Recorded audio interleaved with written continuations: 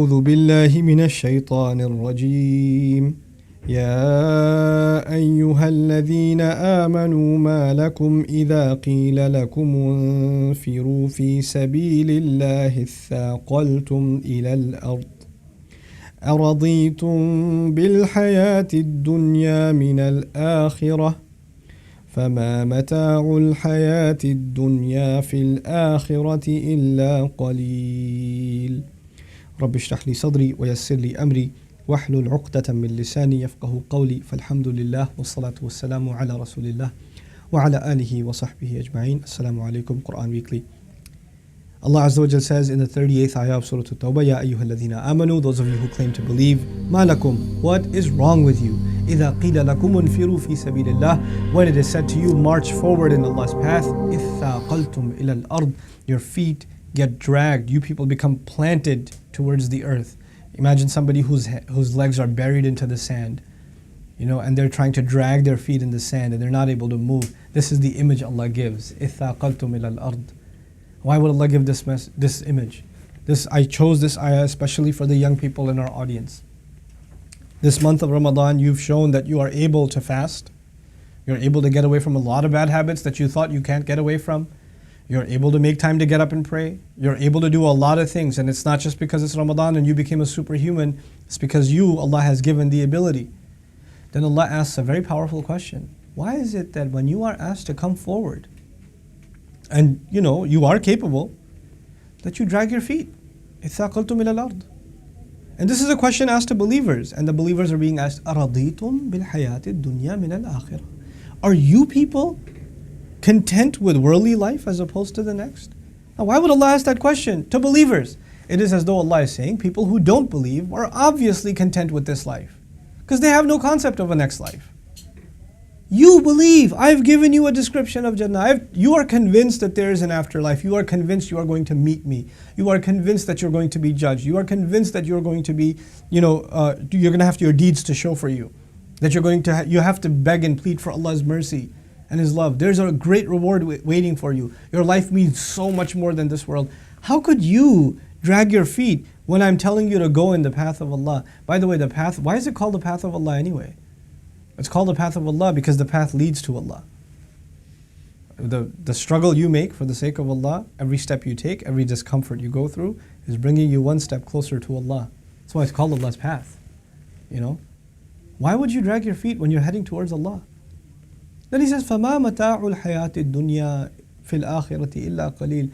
What is the enjoyment of worldly life compared to the afterlife except very, very little? It is so, you got impressed by such pathetic little things. I have so much better waiting for you. Allah is not telling us in the Quran not to enjoy our worldly life. He says in Surah Al-A'raf, وَجَعَلْنَا لَكُمْ فِيهَا مَعَايِشْ. He put in this world things for you to live well. The means of living well were placed in this earth for you.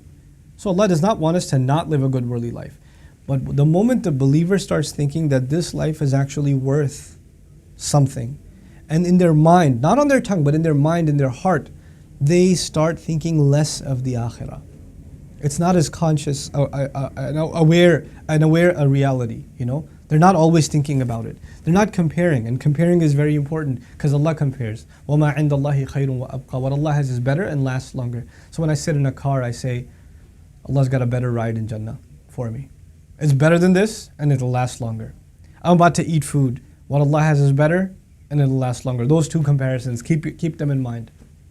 You have a relationship. Allah will transform this relationship into something better and longer lasting in the akhirah. I have a home. Allah has a better home and a longer lasting home. Everything you enjoy, two comparisons. وَمَا عِنْدَ اللَّهِ خَيْرٌ وَأَبْقَى. What He has is better and lasts longer. This ayah says, how can you then be content with this life over the next when what I've given you in this life compared to the akhirah is very, very little? Aim for the high. إِذَا تَمَنَّيْتَ فَاسْتَكْثِرْ. Look, young people are supposed to aim high. They're supposed to be motivated people. You want to accomplish great things. And Allah is saying, go for it. Accomplish great things. Accomplish Jannah. And when you develop that attitude, I tell you, things in this world just fall into place. You won't have to run after dunya. It'll run after you. You won't have to seek it and pursue it. It'll pursue you because you're pursuing Allah. You're pursuing the akhirah. One of the most powerful lessons in the Quran I ever learned is how Allah submits the skies and the earth to the service of the believer. It's a very powerful idea. Inshallah, another reminder I'll give you on just that.